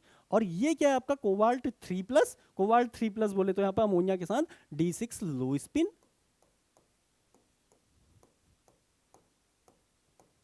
ये लीजिए। अब अगर आप देखोगे ना, यहाँ पे ये अनपेयर्ड इलेक्ट्रॉन है, इसको जाना है यहाँ, तो ये डायरेक्टली यहाँ ऐसे मूव नहीं कर पाएगा। सबसे पहले क्या होगा, ये यहाँ से ऊपर जाएगा, ये यहाँ पे आया। अब ये यहाँ से क्या करेगा, यहाँ से यहाँ जाएगा, तो यहाँ पे आ गया। लेकिन अब ध्यान से देखिए, ये क्या हो गया आपका D7, D7 वो भी कोबाल्ट 2+, कोबाल्ट 2+ D7। तो D7 ये क्या हो गया आपका हाई स्पिन हो गया, लेकिन ये लो स्पिन को कैसे फॉलो कर रहा है, तो इसके बाद तुरंत यहाँ पे से इलेक्ट्रॉन क्या होगा, टंग ऊपर आएगा, ठीक है। तो ये इस तरीके से यहाँ पे पाथवे चलता है। इस वजह से ट्रांजिशन क्या होती है, स्लो होती है, क्योंकि ये ट्रांजिशन डायरेक्टली ऐसे नहीं हो सकती थी due to Franck Condon principle. Transition हमेशा क्या होती है, वर्टिकुलर, और एक पर्टिकुलर जो आपने पॉइंट पढ़ा होगा, जो आप एक्टिवेशन ये क्या बोलते हैं डेल जी हैज निकालने में भी यूज करते होगे पोटेंशियल वेल्स में, तो वहां पे से ये चीज आपको और बढ़िया तरीके से समझ में आ सकती है। हालांकि हमारा काम यहाँ पे बन गया, K22 सबसे ज्यादा है, K11, और सबसे कम क्या होगा यहाँ पे K33 होगा। K33 ये रहा, K22 सबसे ज्यादा, B is the right answer. Okay, moving to next question. ये रहा भाई आपका अगला सवाल। इसमें आपसे बोल रहा था electronic spectrum of nickel octahedral complexes shows 4 DD bands, ठीक है। अगेन देखिए, वहां मैंने आपसे कुछ देर पहले ही इस तरीके का सवाल डिस्कस किया, वहां पे भी इस तरीके का फंडा आया था। यहाँ पे तो ऑलरेडी इसने 4 बैंड आपको दे भी दिए हैं। यहाँ से भी क्वेश्चन से भी कंक्लूजन आपको ड्रॉ करना है, कैसे करना भी हम आपको बताऊंगा। अब बोल रहे हैं levelled as PQRS match the following band with corresponding transition. अब आपको पता भाई ग्राउंड स्टेट क्या है आपकी, यहाँ पे A2G है, फिर यहाँ पे क्या आ गया आपका T2G आ गया, सॉरी, फिर क्या आ गया आपका यहाँ पे T1G F आ गया, और फिर क्या आ गया यहाँ पे आपका T1G P आ गया, ये लीजिए। अब देखिए सबसे छोटी एनर्जी का ट्रांजिशन है ये, सबसे छोटी एनर्जी, और यहाँ पे आपको क्या दिया, लैम्डा मैक्स दिया है जनाब, लैम्डा मैक्स। एनर्जी जो सबसे कम होगी वो वेवलेंथ क्या होगी, सबसे ज्यादा होगी। तो सबसे ज्यादा वेवलेंथ आपकी ये रही, तो P का पक्का ही क्या होगा यहाँ पे A2G से T2G, A2G से T2G ये है आपका, ठीक है। तो A का तो क्या होना, P का क्या होने वाला आपका 3 होने वाला, P का 3, P का 3 एक ही केस में दिया है, तो बस कट कट कट, गलत, ठीक है। अब लेकिन जब हमें पता है तो हम कर लेते हैं। अब देखो ब्रैकेट में आपको एप्सिलन भी दे रखा है, एप्सिलन मतलब क्या है, मोलर एब्जॉर्प्टिविटी। ये ट्रांजिशन तो आपकी क्या है, देखो स्पिन अलाउड है इसलिए ज्यादा, ठीक है। ये ट्रांजिशन भी देखो स्पिन अलाउड है, तो इसका इन दोनों में से कोई एक होगा। लेकिन ये ट्रांजिशन देखिए स्पिन फॉरबिडन होगी पक्का ही, जो कि आपको यहां पे दिख रही है। तो क्लियरली यहाँ पे Q का क्या होगा, 4 होगा, Q का यहाँ पे 4 दिख भी रहा है आपको। तो ये क्वेश्चन आपको ऐसे यहाँ पे करना था। अब यहाँ पे से कंक्लूजन भी निकाल लो भाई। देखो कंक्लूजन कैसे ड्रॉ करोगे, देखिए सबसे लोएस्ट एनर्जी ये रही आपकी, ठीक है, ये आपका 1000 नैनोमीटर पे आया। फिर इसके बाद जो दूसरा ट्रांजिशन होगा वो ये होगा, ये देखिए ये कहाँ पे आ रहा है आपका, ये कितने नैनोमीटर पे आएगा, देखिए ये दूसरा ट्रांजिशन। अब देखिए 630 नैनोमीटर वाला, 630 नैनोमीटर वाला कौन सा होगा, A2G से T1G, A2G से T1G, ये है आपका 630 का। और तीसरा आपका क्या हो गया, ये आपका ये हो गया आपका 375 का। तो जो तीन ट्रांजिशन आप देखो, इसकी यहाँ पे सबसे ज्यादा किसकी एब्जॉर्प्शन इसकी है, तो ये राइट साइड में क्या आएगा, सबसे बड़ा पीक आएगा राइट साइड में। जब आप वेवलेंथ सॉरी लेफ्ट साइड में वेवलेंथ आप इधर को बढ़ाओगे ना, तो जो सबसे कम वेवलेंथ है वहां पे सबसे ऊंची पीक आएगी, क्योंकि इसका एब्जॉर्प्शन सबसे ज्यादा है। फिर उसके बाद दूसरे नंबर की पीक आएगी, ये लीजिए, और सबसे कम क्या आ जाएगी, तीसरे नंबर की, ऑलमोस्ट उतनी ही है, तो मैं इसको ऑलमोस्ट उतनी ही दिखा देता हूँ। लेकिन यहाँ पे देखो इन दोनों के बीच में, इन दोनों के बीच में एक छोटी पीक और आएगी, जिसकी ये लीजिए, वो छोटी पीक आपको कुछ ऐसे यहाँ पे दिखाई देगी, ये लीजिए। तो इसी सोल्डरिंग की मैं बात कर रहा था, तो ये चीजें आपको यहाँ से पता होनी चाहिए। कंक्लूजन निकाल लिया आपने सवाल से, इसको नोट कर लीजिएगा। मूविंग टू नेक्स्ट क्वेश्चन, ये रहा देखिए आपका अगला सवाल। इसमें आपसे क्या बोल रहा है, देखिए फॉर्मेशन ऑफ, यहाँ पे कॉम्प्लेक्स दिया आपको MEN का होल थ्राइस, ठीक है, 2+, और यहाँ पे किससे बोल रहा है, देखिए MH2O का होल 6 2+। इसमें आपने तीन इक्विवेलेंट क्या डाल रखे, EN के डाल रखे हैं, और आपका ये कंपाउंड यहाँ पे फॉर्म हो गया। तो आपसे ये बोल रहा है यहाँ पे कि ये फॉर्मेशन कांस्टेंट जो यहाँ पे K फॉर्मेशन है आपका, ये किसके लिए यहाँ पे लीस्ट होगा, ये आपसे यहाँ पे बोलना चाह रहा है। अगर मैं आपसे यहाँ पे थोड़ा सा टेक्निकली बात करूँ, ठीक है, लीस्ट फेवर्ड मतलब जिसका इक्विलिब्रियम कांस्टेंट सबसे कम है, प्रोडक्ट की ओर को जो सबसे कम मूव कर रहा है।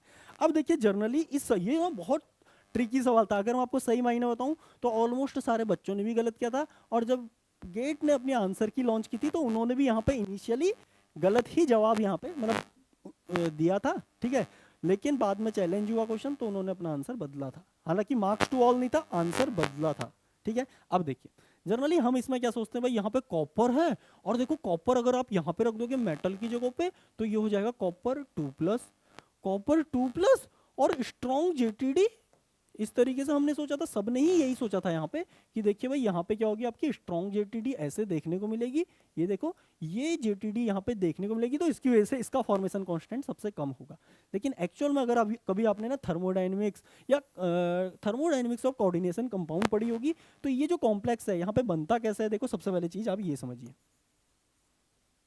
पहला इक्विवेलेंट EN का आएगा, ठीक है, तो यहाँ पे दो वाटर के मॉलिक्यूल निकलेंगे, और यहाँ पे आपका क्या हो जाएगा, ME लिख दिया मैंने,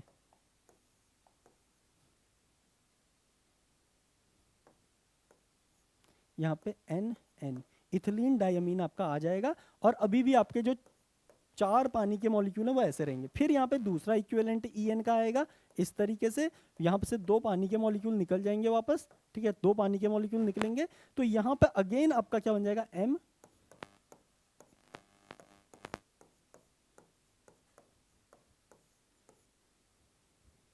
वाटर वाटर।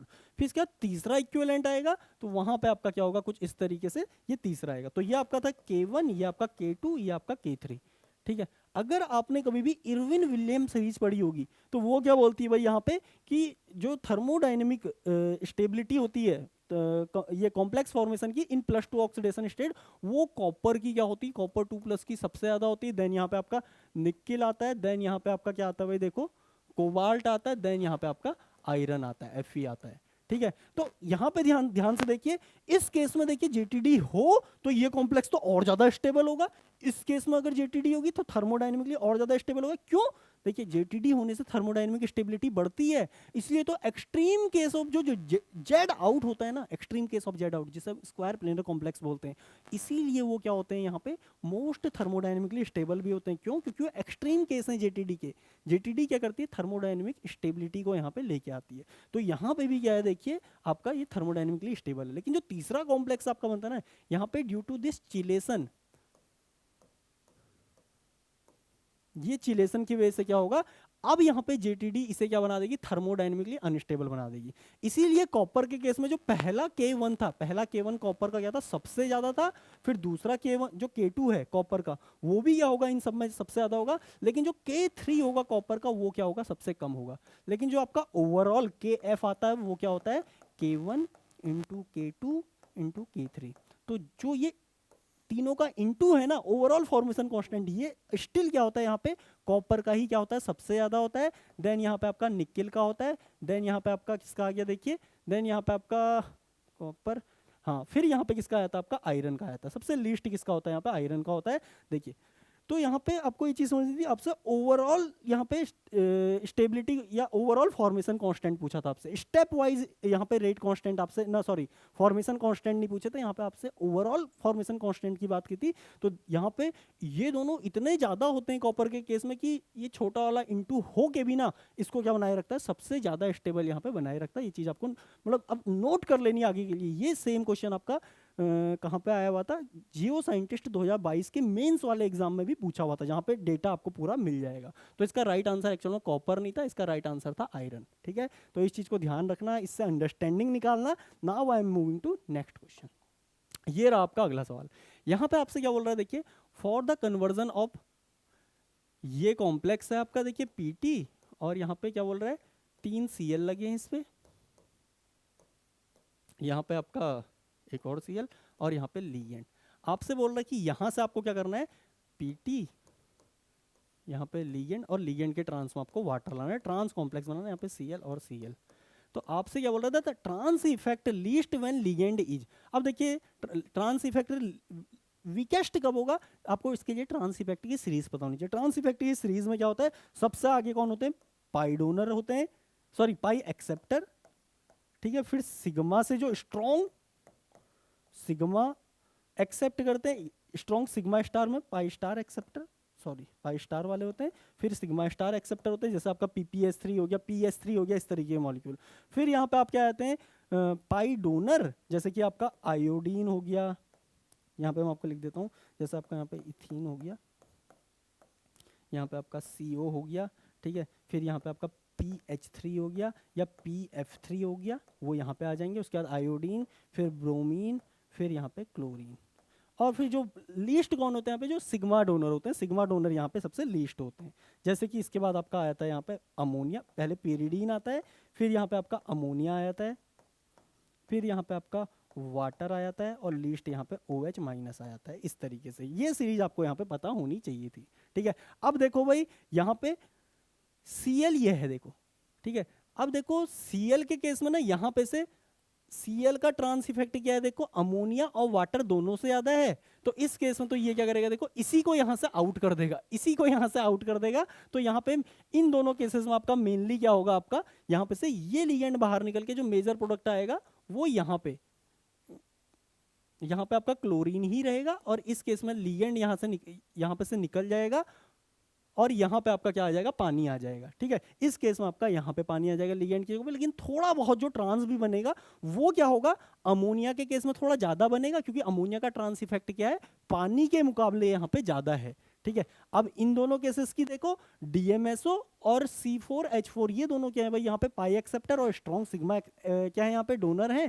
ठीक है, तो इस वजह से इनका ट्रांस इफेक्ट तो ज्यादा होगा, तो इनमें तो आपका ट्रांस प्रोडक्ट बहुत ज्यादा बनेगा। ठीक है, इन दोनों में कम बनेगा, और इन दोनों में भी सबसे कम किसमें बनेगा, जिसका ट्रांस इफेक्ट सबसे कम है उसमें यहाँ पे सबसे कम बनेगा, इसलिए इसका राइट आंसर था वाटर। आई होप आपको ये चीज समझ में आएगी, ट्रांस इफेक्ट की सीरीज आपको यहाँ पे ध्यान में रखनी है। यहाँ पे आपका हाइड्राइड भी आता है। ठीक है, मूविंग टू नेक्स्ट क्वेश्चन। ओहो, ये रहा भाई आपका अगला सवाल। यहाँ पे आपसे मैग्नीट्यूड ऑफ CFSE पूछ लिया है in this complex where M is Mn and Fe। अब देखो एक केस में बात कर रहा है Mn2+ और Mn3+, ये है आपका D5 हाई स्पिन CFSE, यानी कि क्रिस्टल फील्ड स्प्लिटिंग नहीं, CFSE जब नॉर्मल लिखता है तो स्टेबिलाईजेशन एनर्जी होती है, और यहाँ पे CFSE जो होती है जनाब आपकी 0 होती है। और इस केस में यह है आपका D4 high spin. D4 high spin मतलब यहाँ पे आप समझ लीजिए 2/5 × 6 minus 3/5 delta O, this is your CFSE। ये हो गया 6 दूनी 12 में से 3 गया 9/5 डेल्टा O। एक बार चेक कर लेते हैं, 2/5 × 6 क्यों लिख रहा हूँ वैसे मैं, यहाँ पे मेरे को लिखना होगा 3, यहाँ पे 3 लिखना है मुझे 3, तो ये हो गया 3 दूनी 6, 6 - 3 3/5 डेल्टा। ठीक है, तो इसको आपको थोड़ा सा ऐसे देखना है। तो इस केस में क्या होगा, बिल्कुल Mn3 की ज्यादा होगी। अब देख लेते हैं Fe2+ और Fe3+। Fe3+ भी क्या होगा इस केस में, देखिए ये होगा आपका D5 हाई स्पिन, और D5 हाई स्पिन की तो अभी हमने देख रखी है CFSE क्या होती है, 0 होती है। और ये क्या हो गया आपका D6 high spin, D6 high spin की यहाँ पे CFSE नॉन जीरो होती है, इसलिए यहाँ पे CFSE इसकी ज़्यादा हो जाएगी। तो MN के केस में +3 ज़्यादा, ठीक है ये गलत, +3 ज़्यादा ये गलत। और Fe के केस में +2 की ज़्यादा, +2 की ज़्यादा होगी, +2 की यहाँ पे ज़्यादा है। Option C is the right answer. I hope आपको क्वेश्चन यहाँ पे समझ में आ गया होगा, बहुत ईजी था और यहाँ पे बहुत ज़्यादा टाइम टेकिंग भी नहीं था। मूविंग टू नेक्स्ट क्वेश्चन, ये रहा आपका अगला सवाल। इसमें आपसे बोल रहा था complexes that exhibit optical isomerism is are. Again very easy question, देखिए सबसे पहले सिस कॉम्प्लेक्स है cobalt N N Cl Cl N N, ठीक है ये लीजिए। अब अगर आप इस कॉम्प्लेक्स में देखोगे ना, यहाँ पे आपका कोई पीओएस नहीं है। क्यों नहीं है, देखो यहाँ पे ये बॉन्ड आपका प्लेन से बाहर की ओर है, ये बॉन्ड आपका प्लेन से बाहर की ओर है, ये आपका डैश पीछे की ओर है, ठीक है ये लीजिए। तो जब आप इसमें देखोगे ना, आप बोलोगे कि देखो यार यहाँ पे ये पीओएस तो आपको दिख ही रही होगी, देखिए ये पीओएस किसको नहीं दिख रही यहाँ पे, देखो सब ये बोलेंगे देखो ये पीओएस यहाँ पे ऑलरेडी प्रेजेंट है, देखो ये, ठीक है इस तरीके से जो मैं डॉटेड लाइन से दिखा रहा हूँ। लेकिन इसमें कमाल की बात क्या है ना, ये जैसे प्लेन है सपोज करो, तो इसमें ये जो रिंग निकली है आपकी, ये वाली जो रिंग निकली है ना, ये देखो ये पीछे से आगे की ओर आ रही है, यानी कि ऐसे देखो ये प्लेन से ऐसे आ रही है, और ये क्या है देखो ये आगे से पीछे की ओर, यानी कि आगे से पीछे की ओर। तो एक है आपकी ऐसे और दूसरी है आपकी ऐसे, ठीक है। तो इसका जो प्रोजेक्शन आएगा वो यहाँ पे आएगा, इसका जो प्रोजेक्शन आएगा वो यहाँ पे आएगा नीचे, और इसका जो प्रोजेक्शन आएगा वो यहाँ पे आएगा।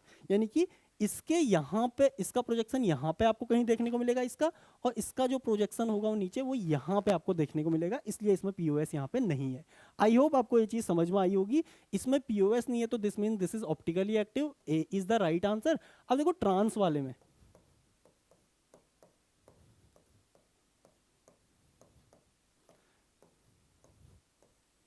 ट्रांस वाले में देखिए दोनों Cl है Cl है, यहाँ पे आपका ये वाला पीओएस यहाँ पे प्रेजेंट है, ठीक है ये लीजिए चारों एटम स्लाइस हो गए, ये जो रिंग वाला पार्ट है ये भी यहाँ पे क्या हो गया स्लाइस हो गया, और Cl एक दूसरे को क्या हो गया यहाँ पे रिफ्लेक्ट हो गया।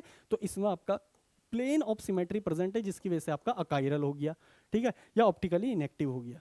अब देखिए यहाँ पे COEN का होल थ्राइस। अब देखिए भाई यहाँ पे सिंपल सी वही चीज़ है, यहाँ पे आप N और N लगा दो और इसको ऐसे कर दो, तो इसमें अगेन आप यही पीओएस देखने जाओगे तो अगेन वही सेम चीज़ है। इस वाली रिंग का प्रोजेक्शन आपको यहाँ दिखेगा और इस वाली रिंग का प्रोजेक्शन आपको यहाँ पे ऊपर दिखेगा, तो यहाँ पे अगेन आपकी पीओएस नहीं होगी, ठीक है। तो ये भी आपका क्या हो गया ऑप्टिकली एक्टिव हो गया। और इसमें भी देखो सेम चीज़ है यार, EN की जगह पे बस यहाँ पे क्या लगा दिया, ऑक्सीजन बेस्ड डोनर लगा दी, खत्म।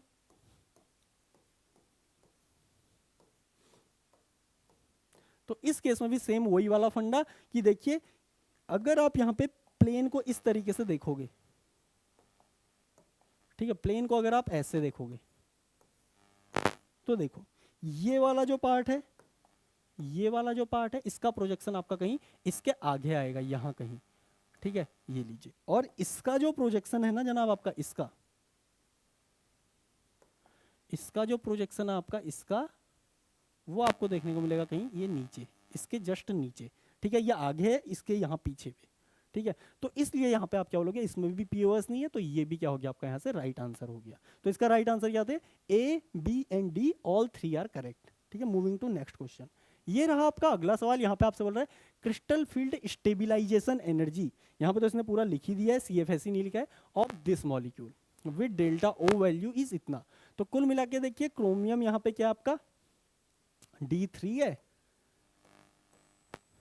और आपको ये स्प्लिटिंग एनर्जी, इसे बोला जाता है स्प्लिटिंग एनर्जी डेल्टा O। ये डेल्टा O कितना दिया आपको 21,600 यहाँ पे दिया है। अब देखो यहाँ पे 3 इलेक्ट्रॉन है D3 का मतलब, और यहाँ पे इसका हर इलेक्ट्रॉन का कॉन्ट्रीब्यूशन कितना होता है 3/5 इंटू 3 मतलब 2/5 इंटू 3 डेल्टा O, ठीक है। वो भी आपका क्या होता है माइनस का होता है, क्योंकि दिस इज स्टेबिलाईजेशन एनर्जी और ये नीचे है स्टेबिलाईज हो रहा है as compare to this barycentre, इसलिए यहाँ पे माइनस का साइन आता है। अब देखो ये हो गया आपका 6/5 इंटू यहाँ पे आपका 21,600, यहाँ पे आपका कितना हो गया 5 से ये कट गया, 5 तियाँ 5 चक्को 20, 5 तियाँ 15, 5 दूनी 10 और ये 0, फिर इसका 6 दूनी 12 हासिल एक 6×3 18 और एक 19, हासिल एक 6×4 24 और एक 25, 25 920, वो भी माइनस का। तो क्रिस्टल फील्ड स्टेबिलाईजेशन एनर्जी आपकी क्या हो जाएगी यहाँ पे, -25 920। लेकिन यहाँ पे इसने पूछा है मॉडुलस, तो माइनस का साइन हटा दोगे आप, सीधे इसे लिखोगे 25 920। This will be the right answer. Now moving to next question. ये रहा भाई आपका अगला सवाल। इसमें आपसे क्या बोल रहा है यहाँ पे देखिए, the complexes with distorted octahedral structure is are. कुल मिला के जेटीडी का सवाल है। अब देख लेते हैं पहला केस क्या है आपका। देखो यहाँ पे आयरन की ऑक्सीडेशन स्टेट निकालते हैं, x -6 equal to -4, x equal to +2। Fe+2 है, स्ट्रॉन्ग फील्ड लिगेंड है, यानी कि ये क्या हो गया आपका D6 लो स्पिन, यानी कि T2G6। ठीक है, तो यहाँ पे वो एम्प्टी नॉन डिजनरेट ऑर्बिटल है ही नहीं। ठीक है, सारे ऑर्बिटल यहाँ पे फिल्ड हैं, तो यहाँ पे आपका नो जेटीडी। ये आपका क्या है, परफेक्ट OH है, परफेक्ट ऑक्टाहेड्रल। क्यों? क्योंकि ये यहाँ पे क्या है, इसमें आपका कोई जॉन टेलर डिस्टॉर्शन नहीं है। दूसरा केस देखिए, ये क्या है आपका x -6 equal to -3, Fe in +3, but weak field ligand है, तो इसका मतलब ये क्या हो गया आपका D5 हाई स्पिन। तो अगेन अगर आप यहाँ पे देखोगे, आपके सारे के सारे ऑर्बिटल क्या है, सिंगली फील्ड है, कोई यहाँ पे नॉन डिजनरेट मतलब डिजनरेट ऑर्बिटल यहाँ पे प्रेजेंट नहीं है किसी पर्टिकुलर इलेक्ट्रॉन के लिए। ठीक है, तो इस वजह से आप क्या बोलोगे, यहाँ पे भी आपका जेटीडी नहीं है, ये भी आपका क्या होगा, परफेक्ट OH होगा। परफेक्ट यहीं पे ऐसे कर देता हूँ, परफेक्ट OH, ये भी परफेक्ट OH। अब तीसरा देखिए, ये क्या है भाई, x -6 इक्वल टू -3, ये हो गया आपका x +3, ये है आपका Mn3+, Mn3+ बोले तो D4 high spin. D4 high spin तो क्या होता है भाई, जेटीडी का फायदा होता है, यहाँ पे स्ट्रॉन्ग जेटीडी होगी। ठीक है, अब देखिए D4 हाई स्पिन में हम नॉर्मली पढ़ते हैं, आपका क्या होता है, जेड आउट होता है। लेकिन ये आपका एक ट्राइएक्सियल जेटीडी का केस होता है, तीनों एक्सिस में आपकी क्या हो रही होती है, यहाँ पे अलग अलग तरीके के डिस्टॉर्शन होते हैं। बॉन्ड लेंथ क्या होती है, एक अनयूजुअल तरीके से यहाँ पे तीनों डायमेंशन में अलग अलग होती है। ठीक है, तो ये आपका ट्राइएक्सियल जेटीडी का केस है। तो ये आपका क्या है, यहाँ पे डिस्टॉर्ट OH है, डिस्टॉर्टेड ऑक्टा, ये आपका डिस्टॉर्टेड ऑक्टा है, सी इज द राइट आंसर। अब इस बार पूछा तो MSQ का सवाल है। ये देखिए भाई, यहाँ पे वेनेडियम 3+ है, वेनेडियम आपका क्या होता है, H2D3, यानी कि ये हो गया D2 का मतलब क्या हो गया आपका जेडिन, D is the right answer. ठीक है, तो यहाँ पे भी आपका क्या है, देखो जेटीडी होगी जेडिन वाली, तो इस जेडिन होगी, जेड आउट होगी। एक मिनट, हाँ यहाँ पे आपका जेड आउट होगा, जेड आउट। ठीक है, ये लीजिए।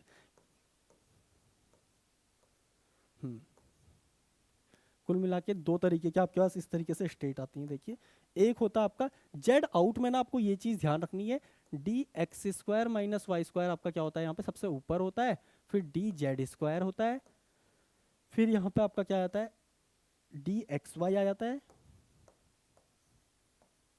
और यहाँ पे DXZ और DYZ आ जाते हैं। This is orbital diagram of octahedral complexes, जिनमें आपका जेड आउट हो रहा होता है, जेड आउट। ठीक है, अब देखिए दो D2 का मतलब ये है, तो इसमें आपका क्या होगा, जेड आउट होगा टू रिमूव द डीजनरेसी। ठीक है, अब इसके अलावा जेडिन में क्या होता है, जेडिन में आपका DZ² सबसे ऊपर होता है, फिर नीचे यहाँ पे X² - Y² होता है, फिर उसके अलावा यहाँ पे आपके क्या आते हैं, DXZ और DYZ हो गया, और यहाँ पे आपका क्या आ गया, DXY आ गया। तो D1 के केस में यहाँ पे आता है इलेक्ट्रॉन। ठीक है, तो इसमें आपका क्या होता है, जेड इन हो जाता है। अब देखो, अगर आप एक इलेक्ट्रॉन, अगर आप यहाँ पे अगर एक इलेक्ट्रॉन भरने बैठोगे ना, तो यहाँ पे एक फिर से क्या आ जाएगी, यहाँ पे डिजनरेसी आ जाएगी। ठीक है, तो यहाँ पे से ये इसमें भी फिट हो सकता है, तो अगेन यहाँ पे आपको जेटीडी देखने को मिलेगा। इसलिए जो D1 होगा वो यहाँ आएगा, और D2 यहाँ पे आएगा। इसमें आपका क्या होगा, जेड आउट होगा, ये आपका जेड इन है। तो ये वाला केस क्या हो गया आपका, D2 है, D2 बोले तो यहाँ पे जेड आउट, जेड आउट। ठीक है, तो इसमें भी आपका जेटीडी आपको देखने को मिलेगा। Now moving to next question. ये रहा आपका अगला सवाल। अगेन थोड़ा सा यहाँ पे ग्राउंड स्टेट आपसे पूछी है, आप देखो। ठीक है, तो इसमें सिंपल सा है, देखो यार, ग्राउंड स्टेट अगर आपसे पूछ लिया ना, सबसे पहले यहाँ पे देखो सबकी स्पिन मल्टीप्लिसिटी आपको अलग अलग दे रखी है। ये लीजिए, क्या है, कॉपर 2+ है, कॉपर 2+ मतलब D4 4 इलेक्ट्रॉन, और यहाँ पे 2 × S + 1। ठीक है, ये लीजिए 2 इंटू एस प्लस वन, यही तो होती है आपकी स्पिन मल्टीप्लिसिटी जो यहाँ पे आपने पुट कर रखी है। अब देखो एस क्या होता है आपका, एस होता है आपका जितने भी इलेक्ट्रॉन है ये, ठीक है, जैसे 4 है, 4 और 1 इलेक्ट्रॉन का कॉन्ट्रीब्यूशन आपको हाफ लेना होता है, तो ये कितना आ गया आपका 2 आ गया, ठीक है। टोटल स्पिन आपका कितना आ गया यहाँ पे 2 आ गया। कैसे आया, एक इलेक्ट्रॉन का स्पिन 4 होता है तो सॉरी एक इलेक्ट्रॉन का स्पिन हाफ होता है, तो 4 इलेक्ट्रॉन का कितना हो जाएगा यहाँ पे 2 हो जाएगा। अब इसको आप यहाँ पे पुट कर दोगे तो ये हो जाएगा 2 इंटू 2 प्लस 1, तो यहाँ पे आपका 5 आ जाएगा। तो इसकी ग्राउंड स्टेट की मल्टीप्लिसिटी ऑब्वियसली क्या होगी, यहाँ पे 5 होगी। ये लीजिए, अब ये लीजिए, ये लीजिए, ये लीजिए,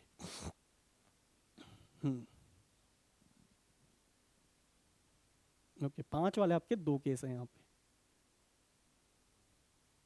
ठीक है, कोई बात नहीं। इसके बाद आपको देखना है भाई यहाँ पे ये कैसा सिस्टम है आपका, D4 आपका कुछ ऐसा,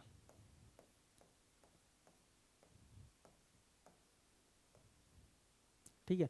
अब इसमें आपका ये क्या है, देखो वन होल ट्रांजिशन का केस है, वन होल ट्रांजिशन का केस। वन होल ट्रांजिशन में आपका क्या होता है, देखिए 1 इलेक्ट्रॉन में तो आपका Eg ऊपर होता है, T2g आपका नीचे होता है, T2g आपका नीचे होता है। लेकिन वन होल में क्या होता है आपका, ये जस्ट पलट जाता है, क्योंकि होल ऊपर से नीचे आता है, यानी कि Eg से T2g में आता है, तो Eg आपकी ग्राउंड स्टेट हो जाएगी, T2g आपकी क्या हो जाएगी, एक्साइटेड स्टेट हो जाएगी। तो Eg वो भी 5 Eg वाला क्या हो गया आपका यहाँ पे राइट आंसर हो गया। आई होप आपको ये पूरा फंडा यहाँ पे समझ में आएगा कि कैसे मैंने इसे अप्रोच किया। 2 ऑप्शन तो हमने यहाँ पे स्पिन मल्टीप्लिसिटी के बेसिस पे यहाँ पे नेग्लेक्ट कर दिए, उसके बाद हमने देखा कि ये कौन सी वाली ट्रांजिशन को फॉलो कर रहा है, 1 होल को या 2 होल को या आपका 1 इलेक्ट्रॉन को या 2 इलेक्ट्रॉन को। तो हमने पाया भाई दिस इज 1 होल ट्रांजिशन, और 1 होल में आपका क्या आता है यहाँ पे इस तरीके से आपका Eg क्या जाती है, ग्राउंड स्टेट हो जाती है। Now moving to next question, okay 1 second, this is your next question. इसमें आपसे बोल रहा है in aqueous solution of this the allowed transition is are. देखो भाई ऑर्गल वगैरह तो इसमें कुछ लगना है नहीं, आप जानते हो, because this is a low spin complex, ठीक है। देखिए +4 ऑक्सीडेशन स्टेट x मान लो, और ये हो गया आपका -6 equal to 0, x equal to +2, यानी कि ये क्या आपका D6 लो स्पिन, ठीक है। तो कुल मिला के स्पिन कितना हो गया यहाँ पे आपका 0 हो गया, ठीक है। स्पिन 0 है तो आपकी स्पिन मल्टीप्लिसिटी क्या हो जाएगी ग्राउंड स्टेट की 2 इंटू एस जो कि 0 है +1, यानी कि ग्राउंड स्टेट की स्पिन मल्टीप्लिसिटी होगी 1। अब देख 5 से तो हो ही नहीं सकती ट्रांजिशन, दोनों को हटाओ, 1 से हो सकती है, और 1 से देखो, अब देखो यहाँ पे आपसे बोल रहा है the allowed transition is are, 1 से 1 वाली अलाउड होगी, 1 से 1 वाली अलाउड होगी, तो both will be the right answer. I hope आपको पूरा फंडा यहाँ पे समझ में आया होगा। और अगर आप ध्यान से देखोगे ये तो दोनों ही ना एक T1g एक T2g है, डिफरेंट है but both will be allowed, ठीक है। क्यों, क्योंकि यहाँ पे देखिए आपका क्या हो रहा है, यहाँ पे स्पिन मल्टीप्लिसिटी चेंज नहीं हो रही है, डेल एस आपका यहाँ पे क्या है 0 है। Now moving to next question, ये रहा आपका अगला सवाल। यहाँ पे आपसे बोल रहा है अपॉन कूलिंग, अब देखिए ये आपका अगेन मैग्नेटिज्म का सवाल है, और मैग्नेटिज्म से भी आपसे बेसिक ऑफ मैग्नेटिज्म जो आपका क्या होता है कॉपरेटिव मैग्नेटिज्म होता है ना, जो सॉलिड स्टेट में देखा जाता है जनरली, वहां से आपसे पूछ लिया। इसमें आपसे क्या बोल रहा है, upon cooling from room temperature the magnetic susceptibility of MnO slowly increases until 118 kelvin, then it decreases, the phenomena is known as. अब देखो भाई 3 तरीके के कंपाउंड का हम मैग्नेटिक ससेप्टिबिलिटी ग्राफ पढ़ते हैं टेम्परेचर के साथ। इधर को टेम्परेचर बढ़ रहा है आपका, और ऊपर की ओर आपकी मैग्नेटिक ससेप्टिबिलिटी बढ़ रही है। पैरामैग्नेटिक कंपाउंड क्या होते हैं, इस तरीके से यहाँ पे दिस इज पैरामैग्नेटिक, ठीक है। जो फेरोमैग्नेटिक कंपाउंड होते हैं वो कुछ इस तरीके से यहाँ पे शो करते हैं। ये जो टेम्परेचर होता है this is known as Curie's temperature, ठीक है। और जो आपके एंटी फेरोमैग्नेटिक कंपाउंड होते हैं वो कुछ इस तरीके का यहाँ पे बिहेवियर शो करते हैं, ये लीजिए, ये लीजिए, this is known as Neel's temperature, ठीक है। अब ये क्या बोल रहा है, देखो रूम टेम्परेचर आप कहीं मान लो ऐसे कहीं है यार, ये लो, ठीक है, ऐसे मान लो, ठीक है। तो जब रूम टेम्परेचर से आपने क्या किया, यहाँ पे इसको टेम्परेचर को upon cooling from room temperature the magnetic susceptibility of MnO slowly increases. जब हमने कूल किया, यानी कि कूलिंग का मतलब क्या, टेम्परेचर जब आपने कम किया तो मैग्नेटिक ससेप्टिबिलिटी क्या हुई, इंक्रीज होना स्टार्ट हुई, ठीक है। तो सबकी इंक्रीज हो रही है, बिल्कुल सही बात है। देखो ये भी बढ़ रहा है ऊपर की ओर, ससेप्टिबिलिटी बढ़ी, ये भी आपका ऊपर की ओर बढ़ रहा है, ससेप्टिबिलिटी बढ़ी, ये भी बढ़ा, ये भी बढ़ी। तो एक पर्टिकुलर टेम्परेचर पर आके ठीक है, ये क्या बोल रहा है, अब यहाँ पे से क्या होगी, इसकी मैग्नेटिक ससेप्टिबिलिटी डिक्रीज होना स्टार्ट होगी। तो इसका मतलब सिंपल सी बात है, ये कौन सा कर्व आपका एंटी फेरोमैग्नेटिक का है। अब इसका राइट आंसर क्या हो गया, यहाँ पे एंटी फेरोमैग्नेटिक हो जाएगा, एंटी फेरोमैग्नेटिक। ठीक है, अगर ये बोलता कि ये इंक्रीज ही हुए जा रहा है बिल्कुल, ठीक है, तो वो भी एक पैराबोलिक मैनर में, तो उस केस में हम क्या बोलते हैं कि जनाब ये क्या आपका पैरामैग्नेटिक है। और ये बोलता कि पहले यहाँ पे स्लोली इंक्रीज हुआ, देन यहाँ पे अब्रप्ट चेंज आया, अब्रप्ट इंक्रीज हुआ, तो उस केस में हम क्या बोलते थे, दिस इज अ यहाँ पे फेरोमैग्नेटिक कंपाउंड। उस केस में हम बोलते हैं this is a ferromagnetic compound. तो इसका राइट आंसर क्या था, यहाँ पे सी इज द राइट आंसर। ये ग्राफ अगर आपको पता था इजीली आप इसे कर सकते थे। कई बार आपसे एक्स वर्सेस टी का पूछ लेता है,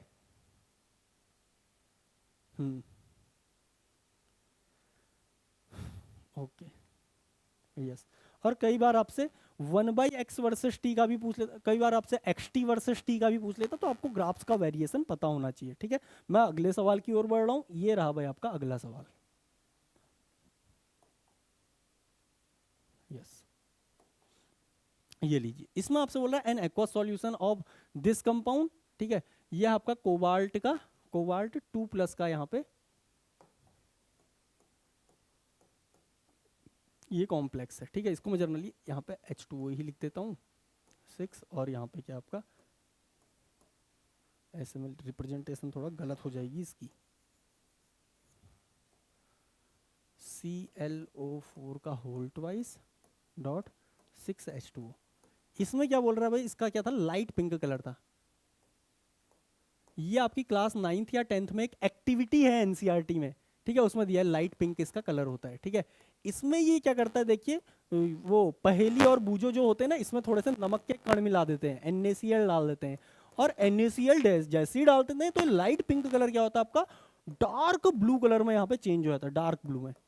तो ये डार्क ब्लू कलर किसकी वजह से, blue BL, dark blue colour में यहाँ पे चेंज है। ये डार्क ब्लू कलर किसकी वजह से आता है यहाँ पे, ये आता है यहाँ पे कोबाल्ट टेट्राक्लोराइड के फॉर्मेशन की वजह से। और ये इतना डार्क होता है क्योंकि आप जानते हो भाई, these are Laporte partly allowed as well as spin allowed. इस वजह से इनकी एब्जॉर्प्टिविटी, जिसे हम क्या बोलते हैं एप्सिलन बोलते हैं, वो क्या होगी, काफी ज्यादा होगी। और इसी वजह से क्या होते हैं, इंटेंस कलर यहाँ पे शो करते हैं। तो इसका राइट आंसर था यहाँ पे ये तीसरा वाला, सी इज द राइट आंसर, ये ऑप्शन, ये तीसरा वाला। ठीक है, इसमें आई थिंक उधर खिसक गया ऑप्शन, तो बस आपको ये समझना था ये वाला क्या था, इसका राइट आंसर था। मूविंग टू नेक्स्ट क्वेश्चन, ये रहा भाई आपका अगला सवाल। अगेन देखिए यहाँ पे, अब वही सेम चीज देखो, निकिल का इस बार भी वही दे रखा आपको। तो आपको पता है भाई निकिल की ग्राउंड स्टेट क्या है, यहाँ पे A2G है। फिर आपका यहाँ पे क्या आ गया, आपका T2G आ गया। फिर यहाँ पे आपका T1G F आ गया, और फिर यहाँ पे आपका क्या आ गया, T1G P आ गया, खत्म। सबसे पहली ट्रांजिशन ये देखिए, ये सबसे कम वैल्यू कौन सी है इसमें, क्योंकि वेव नंबर दिया है, वेव नंबर और एनर्जी क्या होते हैं, प्रोपोर्शनल होते हैं, डायरेक्टली प्रोपोर्शनल। तो यहाँ पे सबसे कम एनर्जी ये रही भाई A। फिर ये वाली ट्रांजिशन आ गई, ये कौन सा है आपका B। अब देखो इन दोनों में B, और ये क्या हो गया आपका यहाँ पे C हो गया। ठीक है, सबसे ज्यादा वाला। तो यहाँ पे क्या बोल रहा है भाई, देखो A2G से T2G, A2G से T2G आपका क्या होगा, यहाँ पे A होगा। ये तो आपका सही हो गया। उसके बाद क्या बोल रहा है, जो B वाला है यानी कि ये वाला, ये क्या है आपका, ये A2G से T1G, A2G से T1GF, ये भी आपका सही है, ये लीजिए। फिर तीसरा क्या बोल रहा है, अब A को दूसरे के साथ भी मिला देगा, A को तीसरे के साथ भी मिला देगा, तो कोई एक तो गलत होगा जनाब, इसको तो हम चेक करेंगे भी नहीं। ठीक है, क्योंकि ये लॉजिकली ही सही नहीं है ना, हमने एक अगर सही बोल दिया तो दूसरे को हम सही नहीं बोल सकते। अब देखो C क्या है आपका 2900 वाला, इसको मैच कर रहा है यहाँ पे A2G से T1G P, A2G से T1G P, yes this is the right answer. ये D वाला भी आपका क्या होगा, करेक्ट होगा। तो इसका right answer A, B and D all 3 क्या होंगे, यहाँ पे राइट आंसर होंगे। आई होप आपको पूरा फंडा यहाँ पे समझ में आ गया होगा। Now I am moving to next question.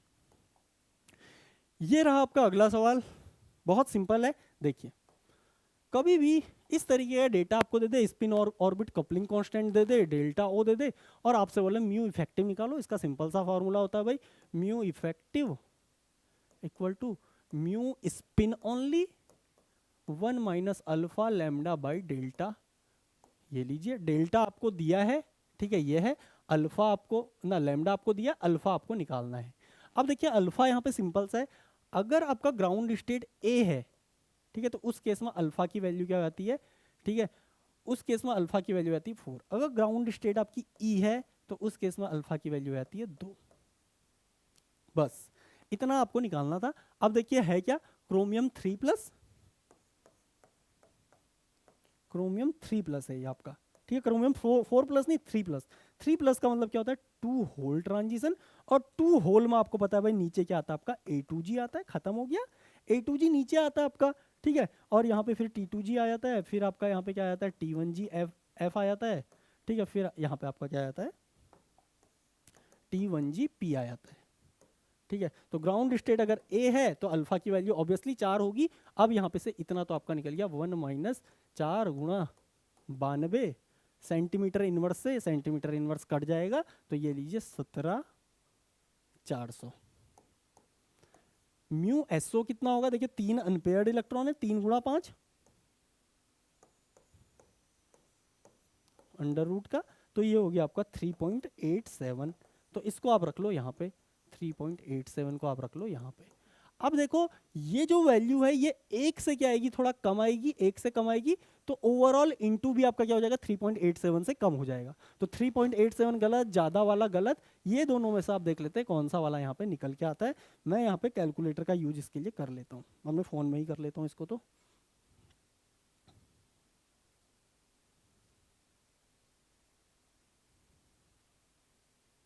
देखिए क्या है यहाँ पे, 1 - 4 × 92 डिवाइड बाई 17,400, 0.9788, ये जो वैल्यू है आपकी 0.9788, इसको इंटू कर दो आप, हटाओ, इसको इंटू कर दो आप किससे, 3.87 से, ये आ गया आपका 3.788। इसको आप यहाँ पे लिख सकते हो 3.79। A is the right answer. I hope आपको ये सारे के सारे सवाल यहाँ पे समझ में आए होंगे। गेट 2025 तक के मैंने आई थिंक यहाँ पे ये सारे के सारे सवाल यहाँ पे डिस्कस कर लिए। अगर आपके किसी भी सवाल में कोई भी क्वेरी रहती है, you can contact me any time, you can comment in the chat box. Okay guys, I will see you in the next lecture with some more interesting PYQs. Till then, thank you. Bye bye.